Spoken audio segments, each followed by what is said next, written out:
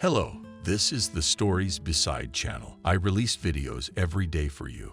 Subscribe and click the bell. When the neighbor Aunt Clara asked if Lisa could spend the night alone tonight, she had to be honest and admit that she couldn't. It was scary to look at her grandmother's empty bed, but it was impossible not to. Silence rang around, silence to the point of ringing in my ears. Who invented this omen to stop the clock in the house when a person dies in it?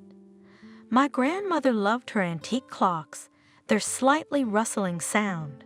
When Grandma brought little Lisa here, the clock had been here for a long time. Lisa cried the first night. Grandma sat on her bed and quietly comforted her. You see, you and I are going to make a good life together, like girlfriends. I've chosen the coziest corner for your bed. Doesn't the clock bother you? You can hear it rustling in your ear. Lisa quietly pushed the pendulum and cried silently. It couldn't be that Grandma was gone. When her 6-year-old had been told that Mommy and Daddy were dead, she hadn't believed it for a very long time. They must be somewhere now, which means they'll be here someday. That's why she flatly refused to leave their common home. She doesn't even remember why she agreed. Probably her grandmother had managed to persuade her in some miraculous way. Grandmother was so skillful. At first, Lisa was still terribly afraid that she would be taken away by some of the strangers who appeared in the house after Mom and Dad disappeared. There wasn't a single evil person among them. It was just that they were all complete strangers to her. She was afraid to even cry in front of them, let alone answer their questions. When they asked her something, she did not just keep silent, but turned away just in case. That way they would get away from her faster, stop noticing her. One day some aunt pestered her. She told her that she had to go to kindergarten tomorrow, and Lisa turned away and looked at the front door, pretending not to hear anything. Instead of Lisa, the aunt answered some incomprehensible nonsense, their neighbor Camille, with a purple curly head. She had long ago been promised to be taken far away to another town to visit her grandmother. And now Grandma had come on her own and turned out to be just that. Daddy never lied. Having met her grandmother, Lisa immediately stopped being afraid of all the terrible fears. It turned out that she and Grandma had no one but each other. Lisa was glad when she learned that it would be just the two of them. How nice that it's just you and me, Grandma, with no strangers. Grandpa would have loved you very much too. You can be sure of that. Granny smiled. She wasn't very happy that it was just the two of them. There were lots of pictures of Grandpa in the house, but all in albums, and only one on the wall. It showed both a young and dark-haired uncle, cheerful and strong, sitting in a boat, and on his lap he held a little boy, a little older than Lisa, and the boy was very serious, frowning and gripping the oars tightly. Lisa recognized right away that this boy was her daddy. They had pictures of him as a child at home, too. Grandma said that here they were on a fishing trip. It had been some very fishy summer, and they had had a terrific vacation. And in the early fall, 2 days after returning from vacation, Grandpa was killed in the line of duty. Little Lisa was afraid to ask what that execution was, and Grandma wouldn't explain. Further family history, sad but also beautiful in some ways, Grandma revealed to Lisa later. James, her dad, grew up and went to Washington, D.C. to study. To his mom's delight and relief, he had absolutely no desire to follow in his father's footsteps, no attraction to any dangerous service, and simply enrolled as a design engineer. Thoughtful and focused James, very suitable for this specialty. Everyone around him thought so too. No one expected from the guy, no adventures. But he did. He fell in love with a girl from a wealthy family. And he didn't just fall in love for a while, he really fell in love. He was like that about everything. And the girl Emily, Lisa's mom, turned out to be the same way. Both mother and stepfather were sure that sooner or later she would marry the son of a family friend, with whom the stepfather had a business partnership. The guy was really very shallow, had been educated in England, had returned, and was making a significant contribution to his father's business. He was in his late 30s. Financial prosperity was in sight. Why not get married? Mom and stepfather, at first quietly, and then more and more frankly and firmly, began to push the student to a profitable, prosperous marriage. At first she shrugged it off, probably too carefully and for a long time, so that the family had time to realize that her refusal is not a caprice, spoiled princess. But it was also time to speak seriously. Emily slightly audibly inhaled, exhaled noisily, and announced, "The thing is, I have another fiancé." "Who is he?" Mom asked languidly, secretly hoping that the beautiful daughter went into her and knows how to find the best of the possible. And Mom was disappointed, extremely disappointed. The groom turned out to be a young engineer, yesterday's graduate, who found a job in an old construction firm. Much is decided by the family, but also the groom's mother, the widow of some provincial cop. And this, for this almost country bumpkin of a boy, his mom has raised Emily? Her Emily, with clear skin, a chiseled profile, and the softest green, almond-shaped eyes. Love? But I had love too. I loved marrying your daddy, who got involved in an obscure project and left you and me penniless. If it wasn't for Michael, you would have grown up in a dormitory. That's how my mom met my daughters. Michael's mom's husband and Emily's benefactor was brief. "You will marry Sebastian," long ago agreed. Mom was afraid of his weighty statements. Emily, for some reason, wasn't. She married her James, and her parents kept their promise, cut her out of the family. Especially since they had another girl growing up, little Kelly. Their shared daughter with Michael was surely more successful and promising than this Emily, who had inherited stupidity from her father. Grandma Lisa said, "I am passing on to you the way your mother told me, adding nothing of myself. If you want to, you can always look up your mother's side of the family. I once thought it was wrong that they weren't told of your birth, but when your parents died, my matchmakers were notified. Just know that just in case, and decide for yourself." There was nothing to decide. No one had come for Lisa except Grandma Wendy, so she had no family anymore. Now Grandma Wendy was gone, so no one at all alone in the whole wide world, unless it's Kevin. "Lisa, you knew Grandma was sick." "Yes, I realize, of course, old. I have a mother a little younger than your grandmother, as you know. But a sick heart is a sick heart. You can't help it. You have to move on, not mourn endlessly." That was Lisa's consolation, Kevin. "He convinced me to go to Washington." "What's there to catch? He's a novice car mechanic, but he's already a good one with great reviews. If Lisa rents out her and Grandma's apartment, and he adds his savings, and then gets a job quickly, they'll rent a small apartment in Washington, in a residential neighborhood, and then they'll have something to live on. Remember I told you about my ideas before, but you were so afraid to leave your grandmother. You were glued to her, and now you have nothing to hold you here." Now Lisa really had nothing to hold on to. She wouldn't dare go alone to a strange, unfamiliar city. But Washington, D.C., her mom's hometown. Plus she'd have Kevin around to keep her company. Aunt Clara shook her head. "Oh, I don't know, of course. I'll help her rent the apartment. I'll control the tenants, but it's such a penny, barely enough for a room in Washington. There's a different price of living there, everything. You're just out of college.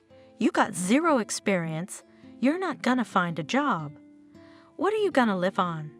At least you're at home here. and I'll always pour you a bowl of soup if you need it." "Oh, Aunt Clara." Lisa waved her off. "It's just the two of us. Kevin has thought of everything, made some savings, and he'll find a job with his qualifications right away. We'll certainly live no worse than here. He realizes that he'll have to rely on him for the first time." Aunt Clara waved her hand back and forth, got up from her chair, walked around the room. All this in silence, and finally she said, "Your business, Lisa. Grandmother's apartment is only yours, and in this sense there is nothing to be afraid of. But I don't like these fashionable civil marriages without marriage license. I'm old-fashioned. It is for guys good and convenient. All these let's live see, something will not suit, we'll split up and share nothing, and that so at least every year with a new life? What's good for us girls?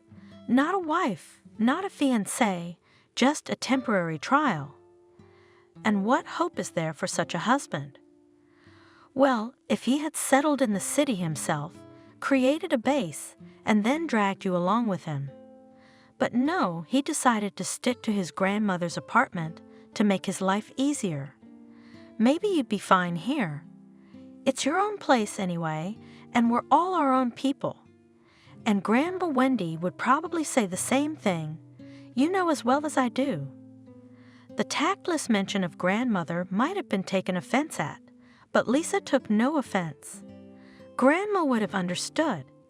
Convincingly she replied, "Of course Grandma Wendy would understand. She understood a lot more about relationships than the other grown-up aunts. Lisa knew that for some reason.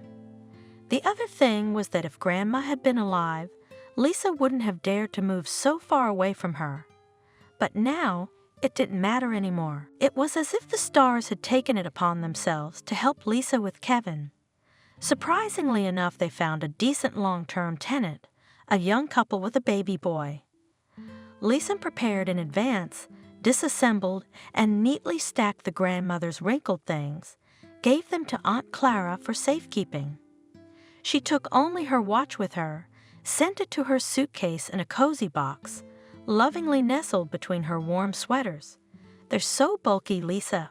Why carry them around with you?" Kevin wondered. "They took up half my suitcase. I'm going to hang them in our rented apartment so I can have something of my own." "Well, if that's the way you want it, let them be." Kevin graciously agreed. In Washington, too, everything was going according to the planned scenario. They quickly found a studio apartment for the right price and a job for Kevin. True, the apartment was very cramped and nowhere further from the subway, and the job was on the opposite end of the city. But that didn't matter much if you didn't pick on the little things. Lisa put things on the shelves in the closet, hung a clock on her grandmother's wall, walked around the stores near the house, boiled some borscht, and sat down at her laptop. She should have been looking for a job, too.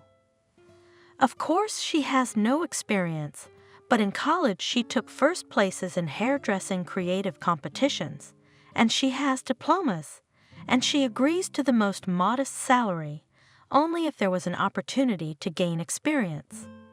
Coming from work, Kevin several days in a row forced the same picture. A clean apartment, lunch on the stove, a focused Lisa, frowning her forehead, sending out her resume to salons. "Lisa, don't dwell on it. From the outside, you'd think that I'm not able to provide for you, reproach you, and drive you to work. And everything is 200 times wrong. You don't have to work at all, at least as long as we're renting at this price. And if they raise the price, you can raise the price for your tenants." "No, I can't do that." Lisa sighed honestly. She told him. It was hard enough for her to rent out her and her grandmother's apartment. She could only console herself with the fact that Miranda and Charles were very nice guys, and their son David, a wonderful, cheeky big guy who liked to smile and sing songs in his crib. She couldn't let anyone worse live in their apartment, and she wouldn't be able to raise the price of these people. "Fool, You're still a little girl, my favorite fool." Kevin grinned patronizingly, hugging her. "All right, I'll take care of the problems myself. But I need you not to be busy and tired, but to wait for me at home with lunch.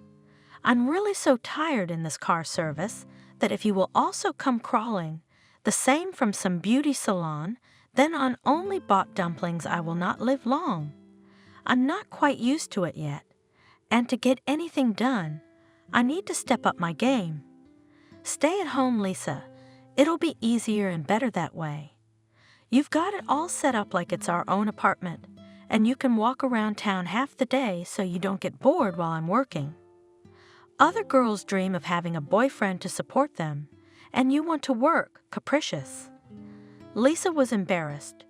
It's true, she's like a little girl. She'll earn 3 cents and deprive her Kevin of a fresh lunch and dinner every day. If they don't throw their money around, they can get by. It's not like she's going to the theaters and concerts. That's fine. They'll get along just fine without her earnings. Summer came, and Kevin's conviction that she had no need to work came in handy. Although the summer was cool and windy, with frequent rain, it was still a beautiful summer. The city didn't seem so uncomfortable and gray to Lisa when the shady greenery in the parks grew. One day Lisa went to the museum, and without noticing it she spent 3 o'clock there. She told Kevin at home at dinner and suggested, "Why don't we go together again this weekend? I didn't have time to see and memorize everything there, and then we'll go somewhere else. Why did we come here if we can't see anything?" "Lisa, I came here to earn, not to spend." Kevin explained condescendingly, "I can see it all later if I want to." Kevin worked hard and saved money for some important plans, which she promised to tell about later. Kathy, the neighbor on the floor, with whom Lisa managed to make a friendly relationship. She thought she was unlucky with Kevin, Lisa. He's a hard worker, he's determined beyond his years, he'll bring everything into the house, you can see that. You know how infantile guys are these days. Take my Ethan. We already have a 2-year-old son. What matters to my husband is his friends, his company. Friends are the center of the world. They should always rush to help at the first call, and it doesn't matter that his wife had other plans. She is not bored with the child, the son always cheerful. They're all selfish, most of them, so you've got a good one. Although you're pretty, Lisa, you could have found a better one, someone not stingy, who would take you everywhere, but not a fact. So yeah, if you're not picky, you're pretty good." Lisa, after Kathy's words about options, it was even kind of embarrassing to tell her that she lacked something. She had a very different idea of their life in D.C. It seemed to her that they had been together for 100 years, and Kevin had stopped loving her truly like he used to. He comes home from work tired, often irritable over nothing, collapses on the couch waiting for food, and looks at Lisa as something that has always been there, is there, and will always be there, like a central heating radiator, for example. At night, though, he changes, especially before the weekend. He remembers that there are affectionate words, promises that he will definitely think of something interesting for the vacation. Probably, it's really about fatigue, about worries. We'll be able to achieve something in a foreign city, in a megalopolis? To get accustomed here? Of course, it's hard to work alone for 2 people. Everything is getting more expensive. Soon the landlord will hint at an increase in rent. We'll have to find a job for ourselves. Kevin will grumble at first, but then he'll realize it's better. And she'll have no time to be bored and think of silly things. And it will be interesting because the hairdresser is a man of art, no matter how much her favorite one giggles about it. Lisa thought about it. She consulted with Kathy and decided to try a different job search tactic. Nothing comes of sending out resumes listing kids' college pageant prizes when you have no experience at all. There are probably 1,000 of these same girls, 1,000 of resumes being sent out at the same time. Go on your own in the neighborhood salons. Varies advice. An old method, but in your profession can work. A hairdresser has to make you feel at ease. When I first saw you, I thought we were lucky. The neighbor rented an apartment to a very nice girl. So walk around, smile, socialize. Maybe that'll help. In an expensive luxury salon, so from the street, of course, will not take. But in the barber shop, as in our neighborhood, very even. And Lisa, having hardly waited for Kevin to leave for work, went to look for happiness. There were plenty of salons and establishments under the modest sign of a hairdresser's shop, even in walking distance. 4 salons did not show the slightest interest in her. But in a tiny, modest semi-basement under the glamorous name of Orchid, bored full brunette, after a short survey Lisa revived. Oh, I need a replacement. My shifter is not a bad girl, but she has a stormy personal life and responsibility is not her thing at all. A word from another planet. She has to be replaced all the time. The owner doesn't care which one of us works, as long as it's not at a loss, but I'm really sick of this unpredictability, and it's useless to talk. I can tell you're different. If I put the owner on the spot, it's either me or Jenna, he'll ask her, because he knows exactly who's worth what. He doesn't pay much, so he doesn't have the nerve to expect a super master. It's just convenient for me that I live on the floor above our salon. I would have looked for something better a long time ago, but it's convenient to run from here, to take my daughter home from school. Contingent we also local, for years the same grandmothers and aunts, the requirements without much fantasy. I'm sure you've been practicing on the same neighbors back home. Yeah, well, nothing unexpected. Leave Lisa's cell phone number. I'll be sure to call you when I hop up to introduce myself to our Benjamin. My name is Nancy. I promised to get him ready. Lisa liked Nancy and her confidence was reassuring, but for some reason the air in the semi-basement seemed somehow stuffy, sickly sweet.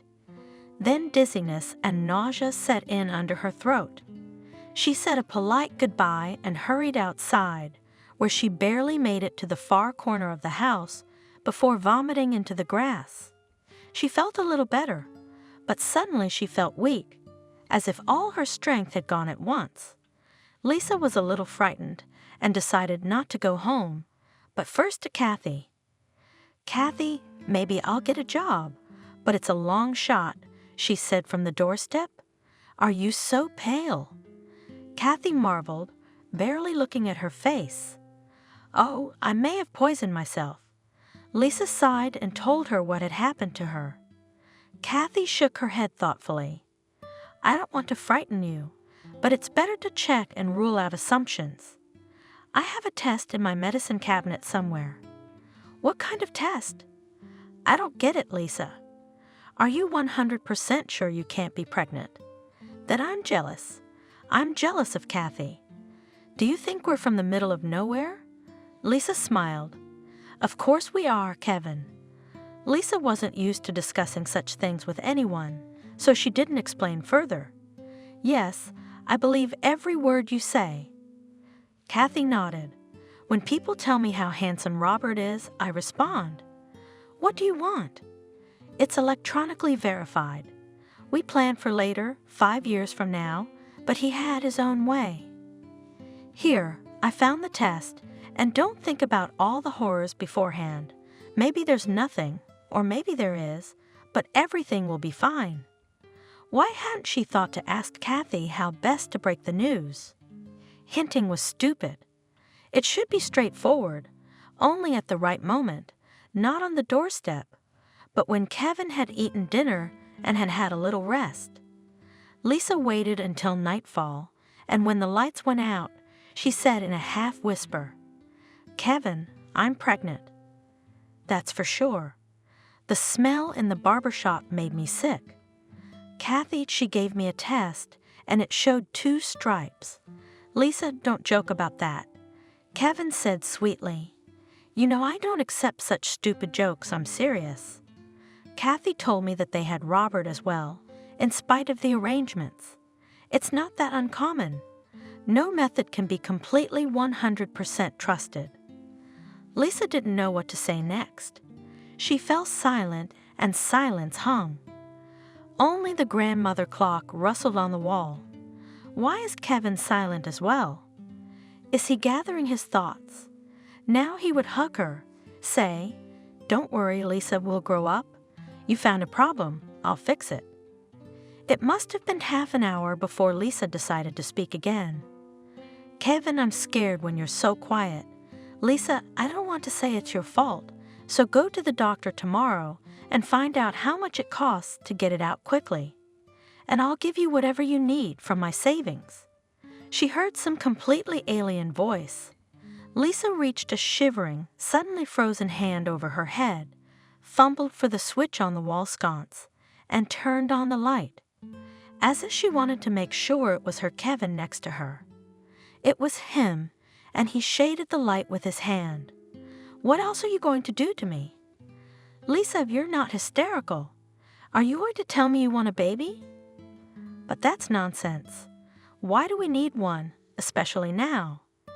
Lisa tried to catch his eye, but he averted his gaze with his palm and curved his mouth. She suddenly regained the ability to speak. "I didn't want anyone, because I didn't think about it. I can't abort. If there's already a child, I'll love it. My grandmother told me my father was happy when he found out I was coming, even though he and my mom didn't have anything going on at the time. He just loved her very much, so he loved their baby right away, which was me. Of course, your daddy's the noble knight, and I'm the scoundrel. Did you ever think that he hoped to make peace with his rich wife's family by having a child? No? That's life, baby." Lisa silently slicked her feet into her flip-flops, went into the kitchen and cried, resting her head on the table. Was her daddy counting on something or not? He still couldn't, so to speak. Quick. This, clean it up. She knows for a fact he couldn't have.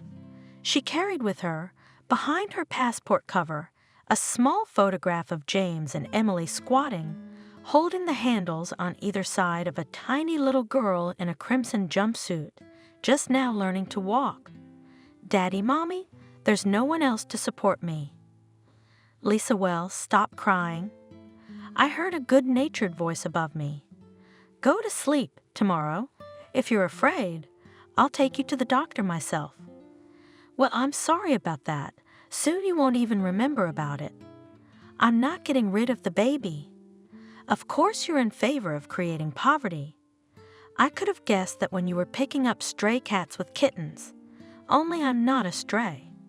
Lisa interrupted him quietly. "Listen, let's get some sleep, calm down, and then we'll talk intelligently in the morning. I'm tired as a dog at work, and here at home Brazilian cereals. I'm gonna go to a friend's house for the night. If you want to talk without drama, call me." Lisa watched in silence as Kevin raked his underwear and clothes off the shelf and threw them into his gym bag without looking. "Don't worry. He'll play the free wolf, cool down and come back and apologize. You main thing at once, do not talk to him, and make first pretend that morally offended and convinced that perfectly well do without him." Lisa reassured and admonished Kathy. "I don't have to pretend. I can get along just fine without him. Even if it's not fine, it's terrible. You'll still have to get by somehow." Gloomily, Lisa assured him. "Why are you so downhearted?" Kathy continued to comfort her, not very confidently. Lisa interrupted her. "I'm sorry, Kathy. You're the best, but don't have any of this. He doesn't need me. I saw that last night. I don't understand why I didn't see it before. Not when I was comfortable needed. Aunt Clara was right. If I didn't have money from my grandmother's rent, he wouldn't have called me here. he'd have left alone. Promised to come back for me and disappeared. He's disappeared anyway. Lisa couldn't take it anymore and burst into tears again. She cried and was angry at herself for crying, for not being able to hold it in. It was as if Kathy had read her mind. That's right. Don't be ashamed of me. Cry as much as you need to. You'll calm down quicker that way. I know what I'm talking about. We fools believe that we are loved, that they will take care of us. Sometimes we are lucky not to be wrong, but often we are not. Kevin didn't come back.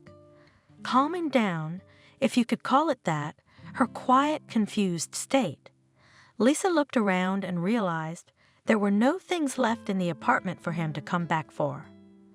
All the little things they had managed to buy in the household only mattered to Lisa herself. Kevin had taken his clothes. Where does he live now? With the single Noah he'd made friends with at his new job. He loved the coziness and the lunches Lisa cooked from his grandmother's recipe with imagination. Was he so scared of the baby that he was even willing to sacrifice his comfort?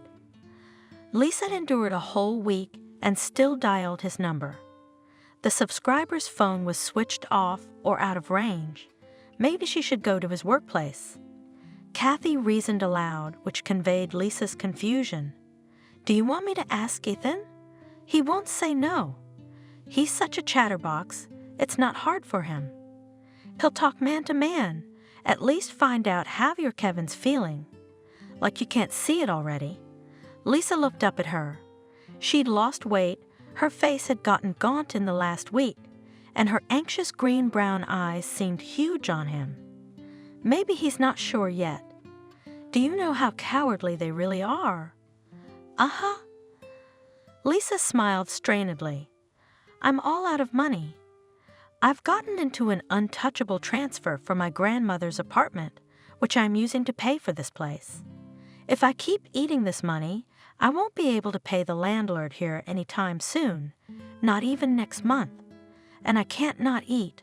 I'm very hungry for some reason. And Kevin knows my money situation, and he doesn't care. What have you decided about the baby? Kathy asked cautiously. I don't know what I've decided. I could feed myself, but the baby how? What will we live on when he's born and I can't work yet? I have no one, Kathy. I don't even have anyone to come to ask to babysit while I work. And I can't get rid of him. Don't look at me like that. I can't. That's all. I think it would be even worse then than it is now. Kathy walked around the kitchen, looked in the spice jars, and said, If your creep doesn't show up, you can always go home. At least there are all those aunts there who were friends with your grandmother will help you with something. But it's a last resort to go back without a dime. Your sentence is still quite short. You could have time to get a job here in Washington. Ideally, officially, of course, maternity leave. Employers don't like it when it's clear. They say you got a job on purpose, but they have their truth, you have yours. You need to live, and they will not take away. But with your profession and no experience, it may not work out that way. So at least you'll have something. I'll always buy you a meal and feed you if you need it. You won't run out. If you don't spend your paycheck, you'll save up some money here and come back to your town with a small reserve for the first time. Or maybe you'll be lucky enough to find something decent. Then you can stay in D.C. as long as you want. Maybe I'm wrong, but that's what I'd do if I were you. Work first, and then we'll see. Lisa thought that's what she'd do. She just did. Half an hour later, her cell phone rang. It was Nancy from the Orchid. Lisa, hi. Listen, I won't tell you over the phone, but I think there's something for you. Benjamin wants to see you. He said he'd be at the salon by 3 o'clock this afternoon. So you should come too. Do you want your papers? Yeah, I doubt he'll be looking at your papers right away. Well, take a passport just in case, that you are not some Asian citizen, for example. Nancy laughed. I have no idea what he'll think of our unpredictable. Unpredictable. That's not very reassuring, Lisa thought. But you don't have to choose. It's a good thing she's not nauseous today, and she looks pretty good. She washed her hair and makeup, put on the newest of her weekday dresses, and even slipped into her heeled sandals, though she usually ran in more comfortable shoes. By 3 o'clock she was at the salon. The director had to wait another half hour. Lisa was having coffee with Nancy and a customer from the next door, a bright, freshly painted redhead, a cheerful lady. "The bosses aren't late. The bosses are late, girls," announced the lady, wiggling funny. She entertained Lisa and Nancy with funny life stories, and the wait was neither anxious nor boring. But when the principal did arrive, the hilarious customer quickly said goodbye and left. "Nancy, instead of talking, why don't you clean this place up for once? Not your hair, but clean it up properly. I can't believe you don't have time. I can see from the receipts that you do." This he said from the doorstep without anger, with lazy irritation instead of greeting. The director seemed to be a stout, stocky middle-aged man, wearing a brightly colored Hawaiian shirt that was tight around his stomach. "Benjamin," Nancy sang good-naturedly, "have a cheerful outlook on life. Something wrong?" "Yesterday I was Nancy, Smarty Pants. Is this the girl you were telling me about?" Benjamin changed the subject. "Yes, this is Lisa, a certified hairdresser with—" "Hello, please take me on probation." "The girl Lisa, brown-eyed blonde." Benjamin hummed, quite friendly, taking a quick look at Lisa. "But the thing is, I don't need another hairdresser. I'd like to see if she's any better than Jenna. I'm not gonna mess with you. Why did you ask me to come?" Lisa asked, confused. "Nancy praised you so much that I wanted to see if you would be a good fit. I have a restaurant in addition to this place. Now I need another waitress, a pretty and smart one. Urgently, it's summer, the people went. I do not have time to go through the ads and do not really want to waste time. If it suits you, you'll earn money over the summer. Tips are and nothing, as far as I know, and in the fall we'll see. I'm just saying I won't make it official. It's not profitable for me. I do not have such fancy establishments. In the fall, tourists will be less. Maybe half of them will have to be fired. As is usually the case, the work is seasonal. I'm on my way there right now. I can take you with me. You take a look around, see what you like, then we'll talk about shift pay." "Yes, thanks for the offer. Of course I'll go." Lisa agreed right away. There's no point in pretending to be something. She's in the wrong situation. How long will she look for a job in her specialty? What if she's already in a position to be seen?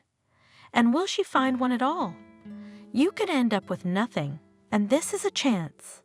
Nancy, behind Benjamin's back, nodded quickly and waved her hand in the affirmative. And before Lisa knew it, she was working at Violet Punch for the 4th week. Yes, that was the taste in names that Benjamin and his companion James had. The Punch was in the same semi-basement as the Orchid, only with a larger space. There was 1 cook and an assistant and 2 waitresses per shift. One of the girls had recently graduated from college and decided to change the job she had held on to while she was a student. Lisa was hired in her place. The restaurant was quite cozy, frequented, inexpensive, and the place was quite busy, and the food was delicious. Another plus at work, of course, was that the food was not the same as that of the clients. It was cheaper and simpler. At first, Lisa was very happy. She wouldn't have to spend money on food on weekdays, saving money again. But more and more often there were days when every trip to the kitchen for an order became a feat for her. The mere smell of food made her sick. Even the most appetizing banquet style, not that of service food. Lisa worked in shifts. 2 days on, 2 days off, 11 o'clock to 11 o'clock p.m., and you'd never guess in the morning. How's the shift gonna go? Will you fly from morning till evening and chew cabbage, carrots, and apples all day, or barely crawl, holding on to the wall and trying not to look at the food, coming to the kitchen for an order? The doctor at the women's clinic where Lisa had registered for temporary registration explained. She has toxemia. It happens often, but it's nothing to worry about. It should pass soon. I wish it would go away soon. When the cook Charles, Lisa is calmer. He doesn't notice anything. He doesn't understand it, like all guys. He thinks it's just a girl who hasn't slept well. And Molly, the cook, looks suspiciously as if she had guessed it all long ago. Lisa tried not to think about it, remembering Kathy's advice. You need to take care of your nerves now, or you'll be in trouble later with a nervous child. It's just a job. You do it and you go. Who cares what anyone thinks? Kathy used to do that. She recently came back to work from maternity leave, returned to her accounting department, and about the tedious, nagging chief accountant that she told with laughter, without resentment and worry. Maybe it was good that the heat was a rarity in Washington. But one day it got unbearable on the shift. It would soon be over. She ran into the locker room, behind which was the restroom. She opened the door, undid the top 2 buttons of her white work blouse so as not to get it dirty. When I was about to get up and go to the hall, I heard behind me, "Don't make any sudden movements, girl. There are only 2 tables. The second waitress will manage without you. Let me make some tea, it helps. I've got a lot of mint growing in my cottage. I'll give it to you at home if you want it. Ginger tea also helps, and you should eat more often and sleep more. I've had 2, I know." Molly looked at Lisa without mockery, but also without pity, with calm understanding and sympathy. For some reason, Lisa felt not scared, but much better about the fact that she had punctured herself after all. In 10 minutes in the kitchen, while she drank mint tea, she told Molly her whole story. The usual story, she said. "Molly, are you going to take the groceries?" James asked behind her back. "Hello, Molly." In turn, Molly asked, deliberately mocking. Lisa even forgot that she was sick and realized with sober horror that James could have heard their conversation. This companion of Benjamin's, young, thin, and silent, really frightened her for some reason, unpleasant. He always came in unheard, his gait. With the cooks he sometimes says hello, even says something else. But the washers and waitresses are furniture, they never even dignify him with a word. Lisa jumped up at his discovery and happily clung to the elbow of Adriana, who had appeared in the kitchen.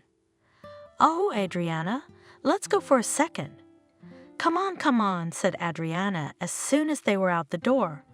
"So what? I had tea in the kitchen. There are no people in the hall. Don't be afraid of this, James. Benjamin is in charge, and this one is just pretending."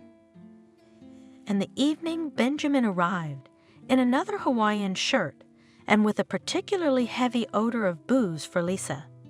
He called Lisa into the kitchen room, the accountant's office. He examined the girl squeamishly and tiredly handed her an envelope. "This is your salary for the month. Check everything honestly. You don't work anymore." "Why?" Lisa asked with barely moving lips. How insolent modern girls are, especially from the periphery, like you. Why do you think you have the right to lie and set someone up when you've been stupid enough to get pregnant? Something happens to you at work. This is also in some labor inspectorate will go and tell how the bastard director did not register you for work, exploited you, and you will demand maternity money. I won't scold you and scare you, so that you don't faint immediately. I'm just asking you to go quietly and don't try to pull something like that. He was almost friendly, without anger, his voice smooth and lazy. Lisa had a lot of things she wanted to say, but she kept quiet. She wanted to toss him his money, but silently took the envelope. It would come in handy. It wasn't even for her. Let's really take this one somewhere, shall we? Kathy suggested it. Do you want me to report him for poisoning at his diner? Yeah, they'll just fire Molly or Charles. Lisa shook her head. Oh, right, that's out. Oh, we'll get the IRS on him. I'll say 2 times the check was not given at the service or sanitation or the fire department. I mean, what's the number of inspections he's gonna be pissed off about? Kathy, I won't feel better if he feels worse. Well, I would. Kathy confessed honestly. In their own apartment after work will not give rest after work. Kathy's husband, Ethan, muttered to Kathy. All their intrigues. Ethan couldn't tell whether he was joking or serious. The next day, Lisa slept most of the day. She woke up twice, drank strong tea in the kitchen, and went to bed again. She wanted nothing, thought of nothing, as if a dark curtain had fallen over her eyes. In the evening, Kathy rang the doorbell. Come to our place. Oh, come on, Ethan's going to be nagging you about me. He's asking for you. He's got something to say that he didn't get through to me. Kathy announced. Ethan was sitting in the kitchen, finishing his soup from a deep bowl that looked like a basin. Lisa, I found out something for you. Maybe it'll be good for you. My buddy Liam is a decorator. He recently renovated a private house in the suburbs for a grandfather. It's a nice house, but he lives alone. He's taken a liking to Liam. He sees that he is a normal, honest kid and shared that he would rent 1 room to a woman, if for ordinary household help, and that she would be his companion, even for free. There are all sorts of errands and talk. That's the deal. A favor for a favor. His living conditions are very good. He doesn't seem to be picky about cleaning, cooking. That's what he said. Maybe he's a freak. Kathy interrupted incredulously. Liam says he's exactly normal. The right grandfather, just alone and with money. He says he will always manage through an agency, but he is not very trustworthy, so he asks all good acquaintances to recommend him. I thought of you right away. Lying again? Lisa asked tiredly. Suddenly, a good man, he expects a quiet old age, and I'm hearing him bang and suddenly give birth. And if I find a job again, how will I have time to do his errands? Then you have to pay for the room like you're supposed to. Look, Lisa, don't confuse me. I'm not Sherlock Holmes, I'm slow. Why don't Liam just tell him honestly that this is your situation? That's probably the right thing to do. Let him decide for himself. Yes, no. Lisa nodded. Even Ethan wanted to help her. She thought he hated her for hanging around their place a lot. That didn't make sense. It wasn't likely to work out, but she should say thank you and pretend to hope. So she did. Ethan headed off to his Liam. Kathy exhaled noisily and offered, Let's have some cherry pie for the night, shall we? If you're really hungry, it's okay for once.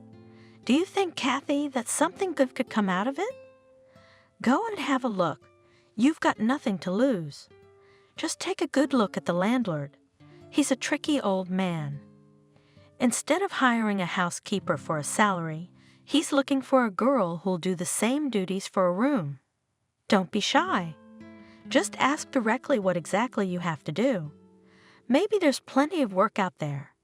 That it's easier to rent a room for money than to do it all every day. Honestly, I couldn't do it. I sometimes hit my chief accountant with a stapler or a hole punch for her nagging. And there are 1,000,000 reasons for nagging. But it's still worth a look. On his first day off, Ethan took Lisa to meet his grandfather, who rents out his room. According to him, the grandfather was not at all confused by Lisa's story. He didn't even ask anything. Kathy planned to go with her husband and a friend, thinking of a good reason to take a walk with the child in the countryside. But Robert was ill, feverish and cranky, and they had no time for walks. Lisa imagined for some reason a big wooden house in a clearing, like merchants' estates from movies about old life.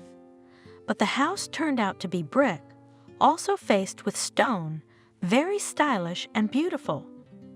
It was surrounded by a small garden, a few apple and cherry trees. Without a trace of beds and flower beds, you could see it through the fence. The fence was not a blank brick wall, but a wrought metal one.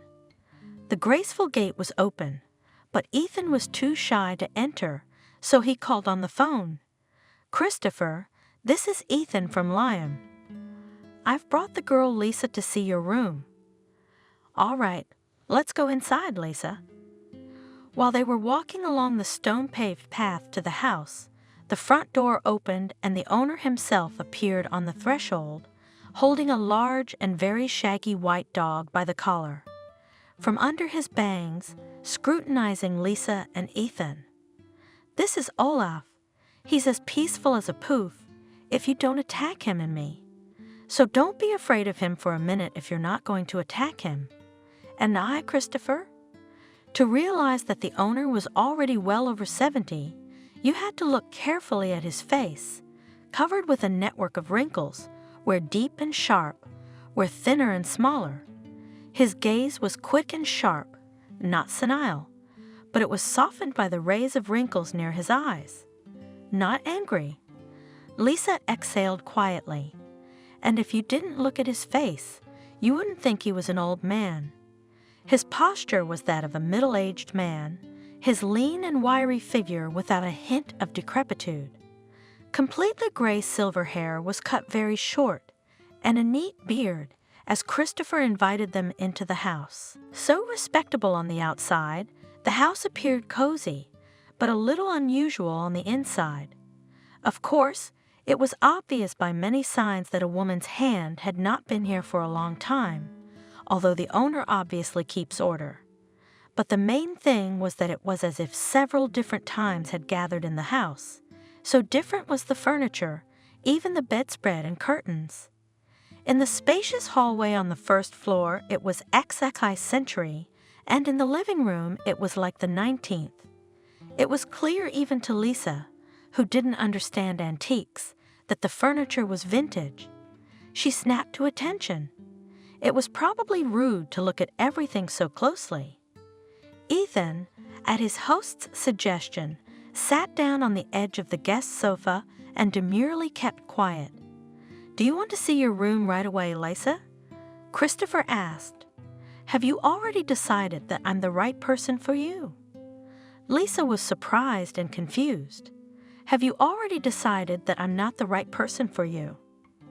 The owner laughed. "Don't be so quick to judge. Let's see the room. It is here on the first floor. I'm on the second floor. There's a study and a bedroom. The rest of the space is abandoned.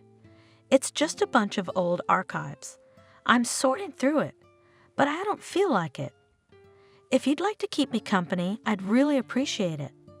Of course, if you're interested." Christopher opened the light beige silent door. "This is the room. Come in, Lisa." The square room, overlooking a cozy corner of the garden, seemed very warm and cozy. There was only an old chest of drawers, a small table with a mirror and a bed. "We'll find a closet for outfits," assured the owner. "If you don't like the curtains, change them. The main thing is not to tear down the load-bearing walls, and the rest is negotiable and solvable." Lisa remembered Kathy's instructions. "Christopher, I like the room. I just need you to tell me all your conditions at once in detail. You told Liam that you're renting out the place for household help, and I want to know what my duties will be. I'm conscientious. But you know I have some difficulties. What a businesslike girl you are." The owner smiled. "Your difficulties, as you put it, do not interfere. Maybe it will sound strange what I will tell you, But try to understand. I know you have no one. I don't have anyone either. I could hire a pro housekeeper, and I have, but I don't want to anymore. It's uncomfortable having someone else's professional servant in the house. I don't have a need for the house to be perfectly cleaned like a magazine, and I need to be served like a luxury hotel. I need a live person in the house badly. I like you, and I don't like all people. And household chores without fanaticism, all the same things you would do if I were your dad or grandfather, living under the same roof with you. Little by little according to mood, so that you do not doubt, this is not charity. This kind of work is worth about the price of a house. If you help me with the archive, that would be the most wonderful thing. I'll pay you as a secretary for that. Lisa had imagined the conversation with the owner of the house differently, and she had imagined him differently while she was on her way here. It seemed suspicious that everything was going so well. Well, she'll find out the pitfalls later. Christopher, when can we move in? If your friend Ethan is willing to drive up and down to get your stuff, you can move in today. I'll give you money to stop by, buy us dinner, celebrate the housewarming. Yeah, I'll make dinner. Lisa promised. Let's go ask Ethan. It turns out that archives are not dusty and boring documents, but a very interesting thing. It's like reading a screenplay, only it was all real. Especially the diaries, they're alive. Something like the magicians of books, when there were no computers, and even typewriter was far from everyone and only at work. People just wrote down their thoughts, with a pen on paper, and even earlier, with a fountain pen in ordinary school notebooks, or beautiful, thick, swollen, from the lives they contained. And people had enough time for that, despite the fact that there were almost no household appliances, and life itself wasn't any easier. As Christopher said, life has simplified and lost a lot. No, there are a lot of good things now, but the old good things had better stay. It was very interesting with him in general. Kathy was worried that Lisa was bored on the outskirts of town with her old grandfather, and called her to come and visit them more often on weekends. Lisa was happy to come, went for a couple of walks with Kathy and Robert around Washington, D.C., and then was just as happy to come back. "Oh, come on, my bunnies, I've got to go home," she said last Saturday, and surprised herself. At the same time as Kathy, she already thought of this house and the room in it as her real home, the one she'd lived in for a long time. And her grandmother's clock seemed to have always hung on the wall opposite her bed, where Christopher had hung it. "Not picking on you, Grandpa?" Kathy asked. "Well, about the variety of the menu, or that you put things in the wrong place when cleaning, that you're not neat enough or lazy? I mean, what kind of grudges can grandfathers have? Probably like my Ethan, only twice as much because of his age. To be honest, it's hard for me to even imagine Christopher as a fastidious old man." Lisa laughed. "It turns out that I don't do anything heavy at all, just basic things, the same things I did when I lived with my grandmother. Dinner, simple cleaning, and Christopher takes away my cleaning supplies if he thinks I should be tired by now. And he's always spoiling me with all kinds of good food. He says he bought it for himself, but he barely touches it. Kathy, he's not a typical grandfather. There was this story. There was a regular old professor, Professor Emeritus. He was inventing innovations for American industry and the military. And he had two favorite students. Both of them had been working with him for years. And then he started some big project, and he was really hoping to move it forward. One of his pupils worked with him on the technical part, and the other one was more forceful and dodgy, running through all kinds of instances. He was trying to get funding or some permits. For me, these technical scientific works are just a dark forest. I've only realized one thing about them. They are very long, and the result is not always what you expect. And while these companions were working, the funding ran out. Soon there will be nothing to eat. It is unclear who will pay for the work at all. Already, at least from the house, all the valuable things in the pawn shop. And when everything was ready, one of the companion students disappeared. The one with the punching bag? Kathy guessed. Took all the designs with him and took off. That's what it was all about. That's what it was. He went to the north, patented an invention there, provided for himself and his children for life. And these two honest martyrs of science? The professor almost had a stroke.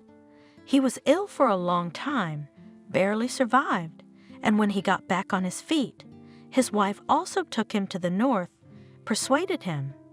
She had a close relative living there, married very well, and the second student stayed here in Washington.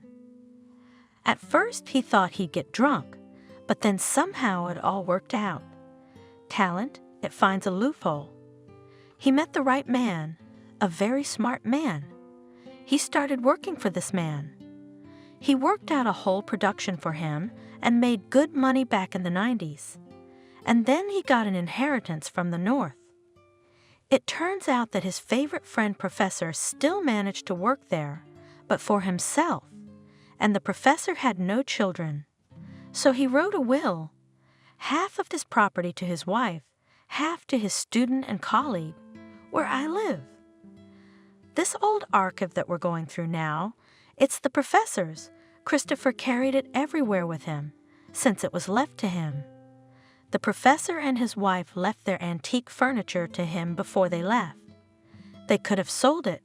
It is not cheap, but the professor wanted at least something valuable in memory of himself, the student, to leave. He felt he'd let him down with his earnings and recognition. So when Christopher bought the house, he moved everything in. So now he lives surrounded by these memories. He wants to sort through the archive and publish some of his favorites, as if he owes it to his teacher to have someone here to remember him. What a life people have lived. Kathy shook her head. Even intelligence isn't a guarantee that you'll live a problem-free life. Listen, why is he alone, your Christopher? If around such a wealthy grandfather there are no heirs, then, and really, there is no one. There's something wrong with him if no auntie's got her hands on him. Kathy, he doesn't mention that at all, and I don't ask. Maybe if he asked me something personal, I'd ask him. He doesn't ask me either. I think he's embarrassed. He's so well-bred that he doesn't pry into other people's business. Yes, intellectuals are complicated. Kathy confirmed, with a knowing look, as if she talks to professors every day. Maybe, on the contrary, it's easier to live like that if you follow all these rules. I won't make any predictions, so as not to jinx it. But so far, you seem to be having a good time. You've even gotten prettier. Even though you're digging through dusty archives. Yeah, I looked like a skinned otter when I moved in. Lisa agreed. Look, I'm not being intellectual, I'll ask you. Has Kevin showed up yet? Kathy, I'd be the first to tell you. You, Ethan, and Christopher are the only people I have in Washington. Christopher rarely forgets anything, and now he volunteered to help Lisa peel apples for jam. And it turns out he forgot his glasses in the office, probably left them on the desk, on the keyboard of his laptop. I'll be right there. Let me run. I want to run up the stairs. Lisa had only been in the office a few times. It was Christopher's diocese, as he put it. He tidied it himself, leaving it a comfortable mess, not without logic. Occasionally he'd do a little rearrangement, swapping books on the shelves or some figurines from the table to the shelf and back again. Now on his antique desk next to his laptop, besides his glasses, there was a chessboard with bone chess and a small photograph in a thin wooden frame. Lisa hadn't noticed any pictures in the study before, at least not in prominent places. In the black and white amateur photo, A little girl with 2 ponytails on top of her head, lying on the sand in a swath of sea surf, laughing and hugging a large striped bouncy ball.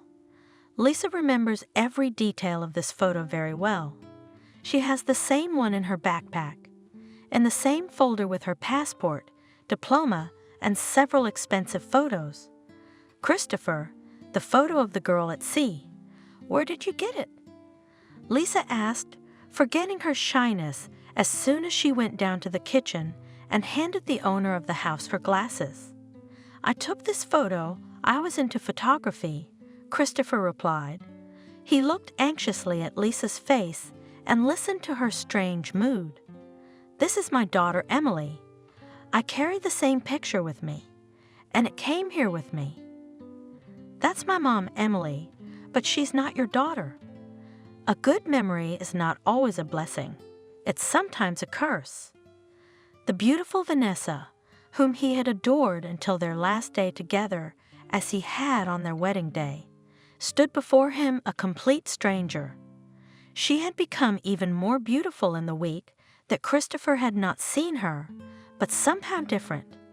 A well-groomed, magazine beauty that could not be touched without danger.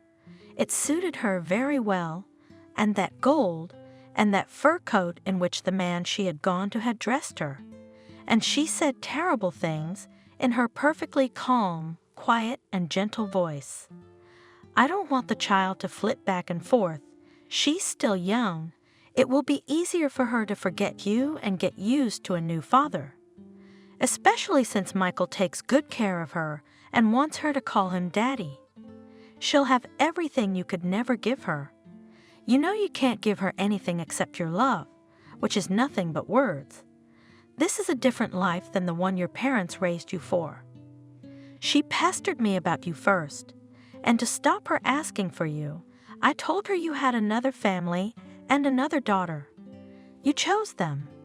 You know how much Emily loves me, and yet you decided to pull such a sneaky trick to make a child feel betrayed by her own father. Because of your harebrained fear that someday she'll find out the truth that you left me. She's past that. Kids forget things quickly, and when she's an adult, if she finds out, she'll understand me as a woman. And if you show up now, it'll only make her feel worse. Yeah, you've gotten to know me pretty well. I'm not gonna tell my daughter that her mother easily talked back to her father. At least let her mom be good to her. Thank you.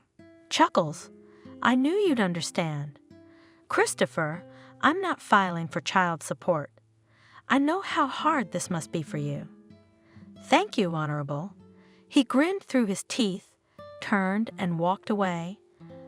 I didn't know where, but away. He didn't recognize anything else and never looked for anyone. He himself could not answer who was more protected, his daughter or himself. And he made a terrible mistake. Had he found his daughter in time, there would have been someone to support her when her mother turned away from her because his Emily had chosen an unfavorable husband.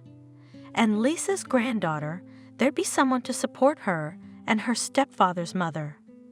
Maybe still alive would be the only real Lisa grandmother, if her heart, to pay for serious treatment. But history does not bear the subjunctive mood, as his teacher and colleague said. Now it is necessary to live on and live a long time, because soon there will be another tenant in the house who will have to be taken care of for a long time until he can take care of himself. And it's easy and pleasant to live a long time when you have someone to take care of you. Kathy's voice sounded kind of strained, and she didn't call in the evening, as usual, but on her lunch hour. Lisa, would you mind if I came straight over after work today? Nothing's wrong, everything's fine. I'm just in the mood to see you and chat. There's some little things I need to tell you. Yes, come over, of course. Especially since Grandpa's going to a class reunion at his institute and he's worried about us being alone for so long. What if we need something in his absence and he's not here? I'll at least reassure him that we won't miss him. Oh, good, considering all the traffic. I'll be at your place by 8 o'clock. Kathy promised. Lisa steamed Grandpa's weekend suit, the color of wet asphalt, and tied his tie. She approved of his gentlemanly appearance and walked into the meeting. He waved a long time after the cab. Back in the house, she dressed Emily and went out into the garden with her. In its far sunny corner under an apple tree, unnoticeable from the road, they had a real nest set up. Grandpa had hung a baby hammock cocoon there for Emily. It seemed to Lisa that her daughter loved to lie there and watch the sun bunnies playing in the apple leaves.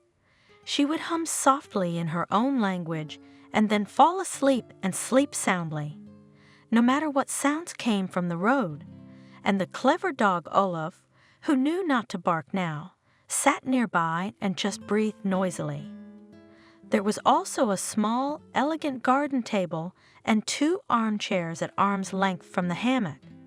Grandpa and Lisa had been dining there for a month, since the middle of May, rocking and listening to her humming. She's going to have a beautiful voice. Grandpa laughed in a whisper, raising his index finger to the sky. And not for nothing did she go to the opera. When October rolled around, the city and nature became somehow especially dreary without coziness. Christopher came up with an entertainment for Lisa. What kind of theaters did she like? Lisa didn't know which ones she liked, or whether she liked them at all. I've never been to one yet. Without shyness, she confessed. In our town, there was nothing but the House of Culture, and here I didn't have time. We sometimes brought some performances, but I was never particularly interested in it. I see. What would be interesting? Grandpa kept up. I love music, Lisa confessed. Not electronic music for disco, but beautiful music, which is good for thinking or remembering something. And Grandpa took a season ticket to the musical theater, and he so mesmerized Lisa that she felt the baby moving there for the first time. The ultrasound showed it was going to be a girl. Lisa knew for sure. A girl listening to music with her, swooning during opera arias and dancing at operettas. Can you tell I'm making this up? But Emily liked the Queen of Spades the best. Lisa shared with Grandpa one day. He looked at her strangely and was silent for 5 minutes, like a deaf mute, as if he was talking to himself, but couldn't say it out loud. He just glared. Lisa realized only then. She didn't tell them how she had decided to call her girl at once, as she already called her. Emily was born in February, on a windy, blizzardy night. With balloons and flowers, they were greeted from the house by the 3 of them, Grandpa and Kathy with Ethan. Ethan drove them home, and just as the friends were leaving after a small buffet, Grandpa Christopher sat down across from Lisa and asked, "Why don't you tell your father, Emily, that she was born? What do you think? Grandpa, you haven't asked anything about him in so long. I thought you'd never ask. You don't want to know anything about him. I just saw that you didn't want to talk about him. And now it's a day like this. Maybe you'll see things differently. The trouble with people like you is that you judge others by yourself." Lisa objected. "In some ways you're right. But don't forget that I'm old. I've learned a few things, and I've gotten rid of my naivete. Just bring me up to speed, at least briefly, while our girl is asleep." And Lisa did.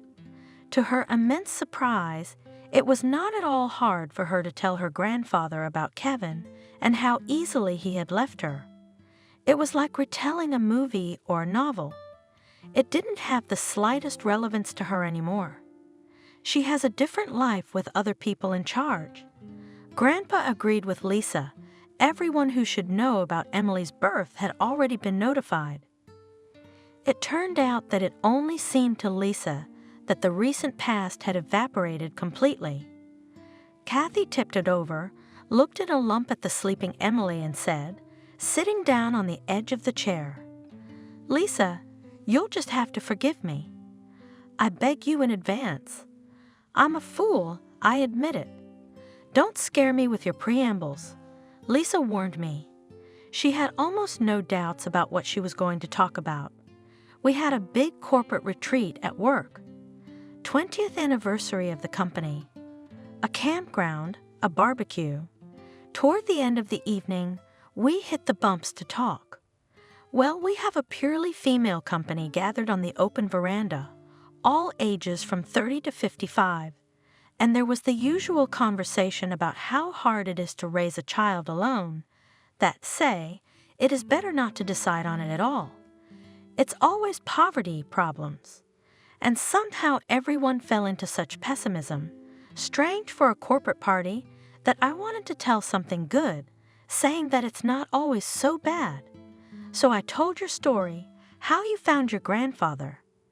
I didn't even say your name, but I told them you were my friend. The girls were surprised, happy for you and your daughter, cheerful. It would seem that was the end of it, but it wasn't. A day later, on Sunday, the doorbell rings. There's your ex on the doorstep, looking for you. I let him in, of course, because I'm not rude. Actually, I was just confused by the surprise and forgot that I should have turned on boorish. I said, "This is a phenomenon." And then he started to me obviously according to the prepared scenario. Apparently, he realizes that I consider him a scoundrel, and he completely agrees he is a scoundrel, but only realized everything, and so on in the same style. Probably watched a couple shows as a guide. I'm sitting there nodding, pretending to be touched by his remorse. He sings to me that he would have apologized to you a long time ago if you hadn't changed your phone number and place of residence. He lost track of you, you see, and he's just now decided to ask me. He was so ashamed to show up. I was too lazy to even ask him tricky questions. I was so disgusted. They're taking me for a fool. No, I don't claim to be a smart woman, but not to that extent. How do I get away from him? I don't know. It's a shame Ethan was out fishing with Liam. That would have been easier. Kevin started begging me, "Give me an address, at least give me a phone number." So I said, "I have my own life and my own business. I don't have time to deal with other people's. We haven't talked for a long time since we separated. We were just roommates. Maybe Lisa went home. Why don't you go to your town if you have to?" And he didn't believe me for a second. Here we go. Don't lie to me, Kathy. I didn't do anything to hurt you. He's angry and about to threaten me, even though it's not good for him. I was lucky there was no bite, and Ethan got home early. So Ethan kicked him out. Talked to him in the street. Kathy paused for a big sip of frozen coffee, patted Olaf's withers, and without waiting for Lisa to comment, continued. I'm just convinced, I was convinced from the beginning, that his appearance had something to do with me talking about you at the corporate party. He found out that you had a good life and decided to try his luck and get a big piece of it. It just seems like a big city. In such cases, you realize how small it is.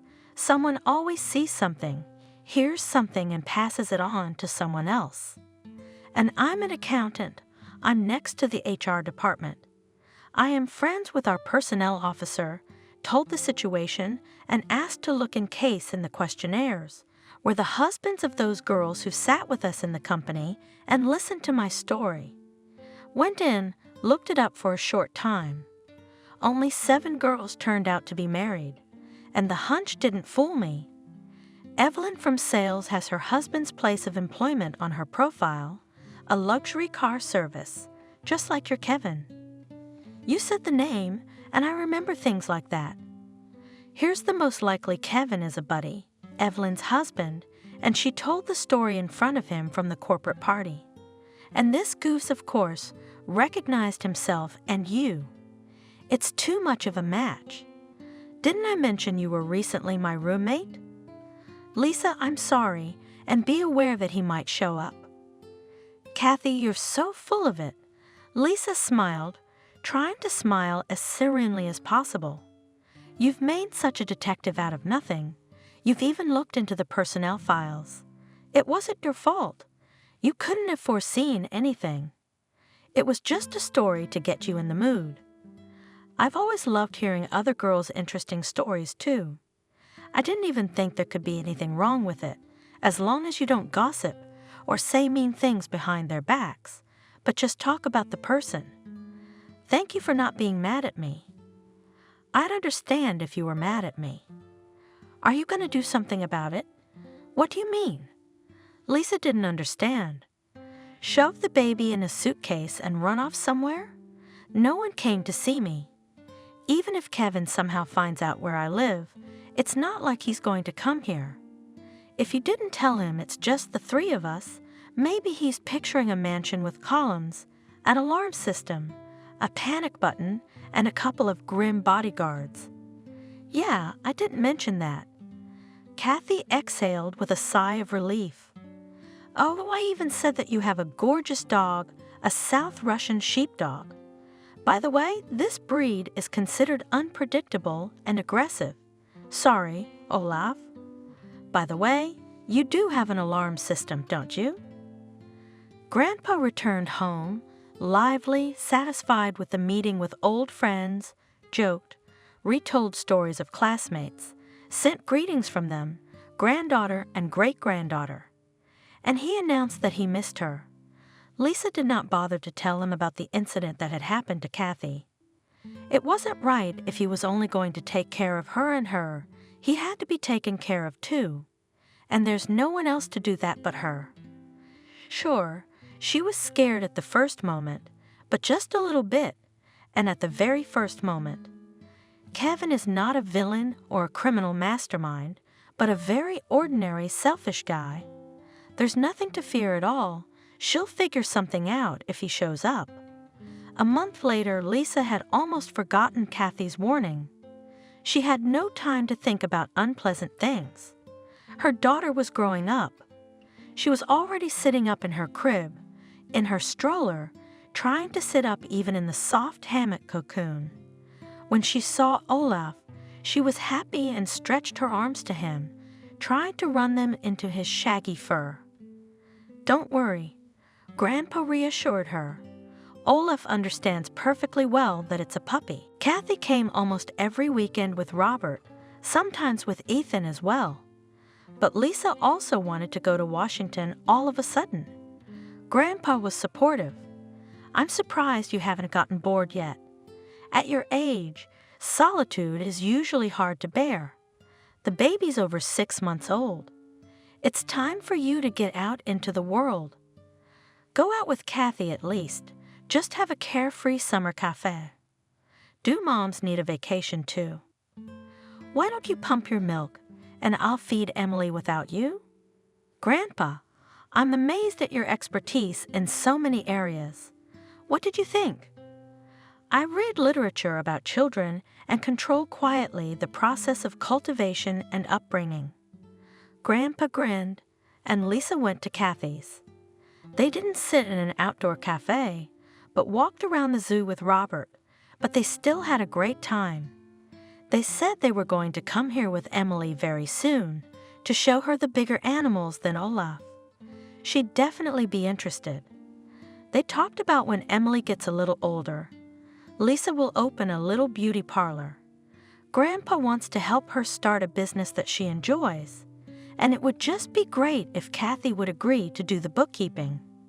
We did 3 laps around the zoo. Robert didn't want to leave.